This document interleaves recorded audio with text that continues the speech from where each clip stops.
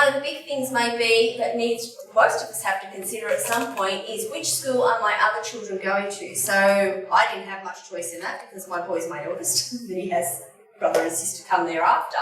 But just like when I had to consider for my second son and then my third daughter, there was no, that's the local Catholic school, that's where the brother or the two brothers are going and that's where my children are going.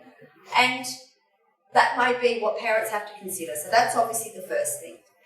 The second thing to consider is always, if your child is involved in preschool or they're doing home-based childcare or a big childcare centre, where are the kids going from there? Start asking the questions. So, there's 20 kids that my child regularly goes on a Thursday to Friday to school with.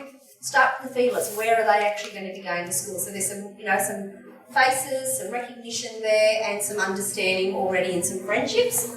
High school, which high school are classmates going to? High school can be at that point where maybe there's a high school, there's 4 feeder schools coming to it, or what I'm learning from the phone calls I have with so many families, particularly in areas like Sydney, where you could be 2 houses and that house is, their area is that high school, and then the other side of the street's going down that way. So that's another thing to be thinking about. And again, then there we have to consider about whether we're going to do the state school, Department of Education school, a Catholic school or an independent school. They're your considerations.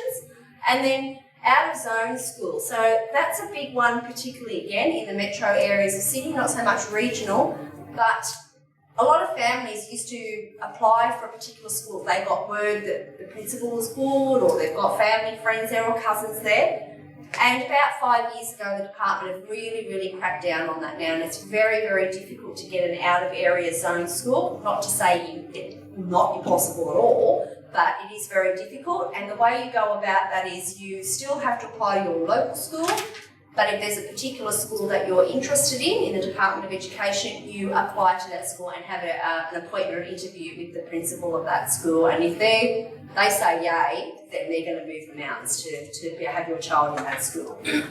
Word of warning when it comes to thinking about going to a school, 2 things.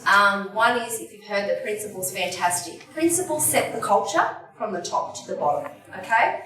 But what we need to be very, very careful about is when we consider out-of-area zone schools, because of a principals change. And in the time that my children, I've got, obviously an older boy.